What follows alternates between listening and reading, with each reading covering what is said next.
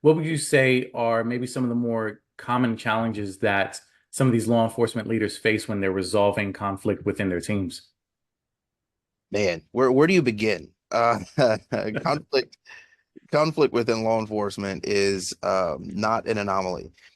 One of the things that I'll say, as we've navigated some highly contentious challenges within agencies, as an outside voice speaking in, has been strong-willed individuals, right? We as law enforcement officers in general, we are really strong-willed people, and we're used to leveraging courage in the absence of competency.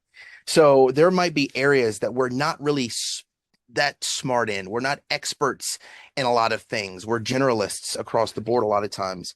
And so we compensate for that lack of expertise with courageousness. We step into really dangerous or contentious conversations all the time. Well, as a leader in an organization with really, really courageous people who aren't afraid to push the limits, what we find is that a lot of leaders struggle with managing high conflict personalities.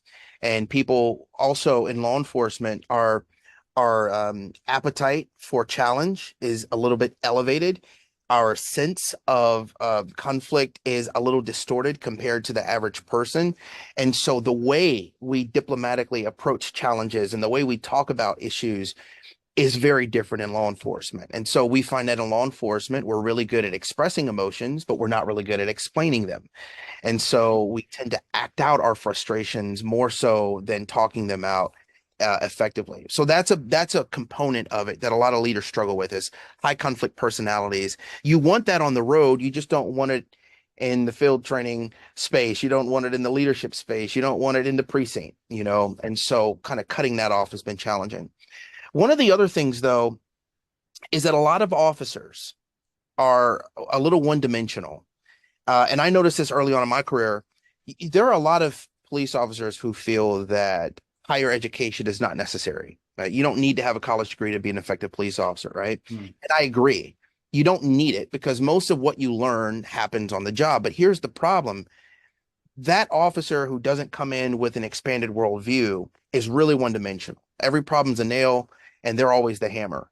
And what we find is that, and this is true for leaders across the board, when you become a one-dimensional leader, highly technically competent, there's a gap in your leadership knowledge. And that gap for law enforcement typically is in human skills and conceptual skills.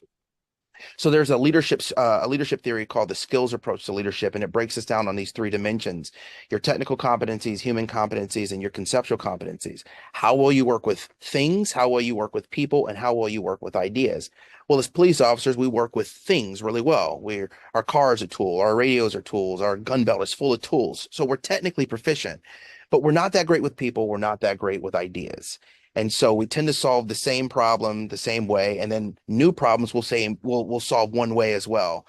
And so within law enforcement, what we find is that there is not a lot of diversity of thought. And when you try to insert new ideas, when you try to innovate in a new way of solving an old problem, there's a lot of resistance. And so leaders within law enforcement tend to become very mechanistic, very autocratic, very top down. And it's the visionary leaders who typically find the most resistance because, well, this is the way it's always been. I mean, I'm sure you've Yeah. heard that We once or don't twice. like change. We don't like change, not at all. So we resist change. So part of this conflict management learning process for problem solvers, right, to deal with the problem causers, is learning how to effectively implement change practices and policies within an organization through shared discussion, open communication practices, understanding what change management barriers typically are, and coming up with some really strong ways to build highly connected teams. So there are leader member exchange theories that will teach and train on these things, talking about the importance of in groups and out groups and how that dyadic relationship changes the flow of communication and the distribution of effort across an organization. So it's kind of going in and seeing what are the key challenges for that agency. Every agency is different, and every leader is going to have a different experience on their squad depending on what their unit or their squad or their team is deployed to do. But generally speaking, those same problems manifest in some form or another.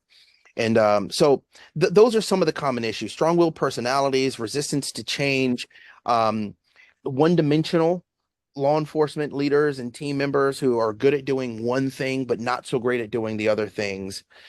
Those are the bigger issues that we tend to run into.